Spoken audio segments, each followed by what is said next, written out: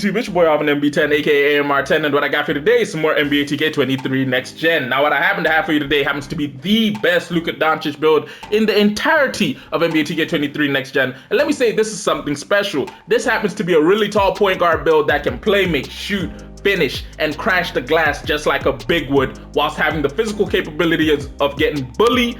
And also, you know, it can play some defense. Don't get it twisted. It is not a slouch. Now, I do got to say a special shout out to my boy Samuel, because he did help me in wrapping this build up and making it as perfect as it can be. So shout out to him. And also, if you like today's video and you want to see more content like this, do me a favor, go ahead and hit that like button. Don't forget to drop a comment. Tell me what you think about the build, because I do enjoy the criticisms you guys give, because they help me in improving. And also, don't forget to share the video, because it helps with the YouTube algorithm. And if you're new to the channel and you ain't done so yet, don't forget to hit that subscribe button, as well as turning post notifications on. Now, we're getting straight into the build. Luka Doncic is the starting point guard, right-handed, jersey number 77. As most of you know, he came into the league at the small forward position, but obviously once everyone saw how he can play make for his entire team, the Mavericks decided to move him to the point guard. Height-wise, he is about 6'7" and weighs 230 pounds, whilst apparently having a measured wingspan of 7'2". Body shape-wise, this really doesn't matter, but we decided to go solid just because he's not exactly the most defined cut player in the league, and he's not exactly, yeah, he's kind of chubby. Now, first things first, I do want to get the physicals out the way, because again, I always like to get these out the way because they don't matter to the badge count. Speed, decided to go with an 80 on the speed, 77 when it came to the acceleration, because that was the maximum we could get. Strength-wise, I decided to put this build all the way up to a 74 because I did want to get at least bronze bully on it, because again, Luka Doncic with his size, he does use it and throws it around as best as he can. Vertical went with a 55, and when it came to the stamina, decided to go with an 87, as we do with majority of point guard builds, because there's a lot of ball handling that they're responsible for. Now, the reason we went with a 55 on the vertical is because we went with a 75 on the driving dunk. Key thing here being, majority of the nice basic dunk packages you can get require 75 on the driving dunk and a 55 on the vertical. Majority of them require a 70-40 split to just get the basic one-handers and two-handers, but a 75-55 can get you some of the upper tier basic dunk packages, so we decided to go with that. And then when it came to the driving layup, decided to go with an 80 because you gotta get at least Hall of Fame Giant Slayer and Pro Touch, especially on the Luka Doncic build, because you know European players are really nice when it comes to finishing at the couple layups, as well as generally finishing under the basket, which is why I decided to give him a 76 on the close shot, because it does allow us to get Silver Masher as well as Silver Fast Twitch. And then, of course, we gave him a 72 on the post control. My main thinking here was Luka Doncic is not one of the greatest post players in the game, but he does play out of it nicely when it comes to spin moves, drop steps, so you got to show some respect to him. Plus, this does allow him the capabilities of getting 16 total finishing badge points, meaning you can have the ability of coring slithery finisher and possibly getting bully.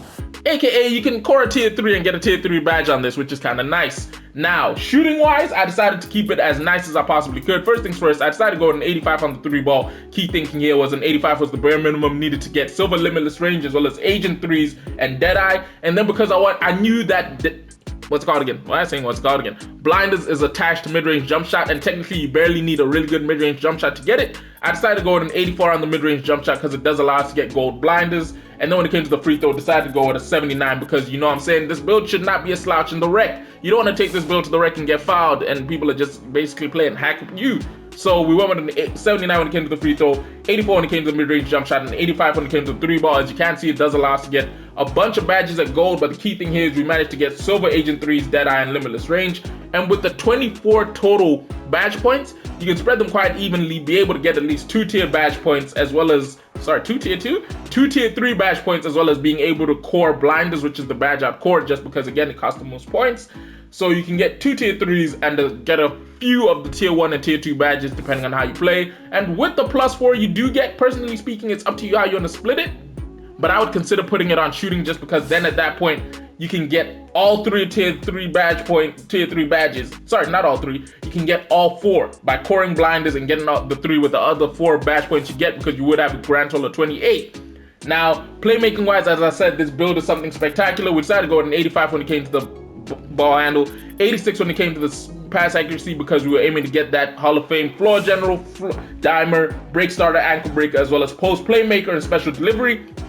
And then when it came to the speed with ball, this is Samuel's decision. He willingly said to me a 75 speed with ball is good enough because, yeah, he sees a lot of 6'9s running it and being able to use it. So we went with it, and as you can see, it allows us to finish with 21 total playmaking badge points.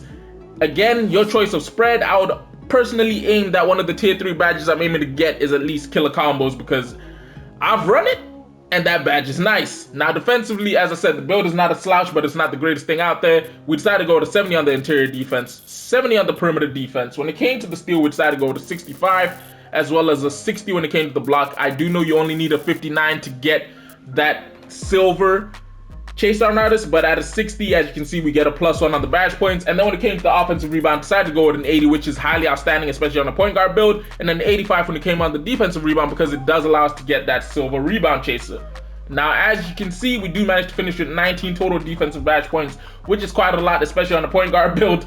And key thing here is I personally core clamps and then most likely get challenger, and then the other badge points, you can spread them amongst your tier 1 badges as you choose. Now, we do finish with the grand total of 80 total badge points on this Luka Doncic build prior to the +4 you get from playing the My Career games, meaning that this Luka Doncic build does wrap it up with a grand total of 84 total badge points.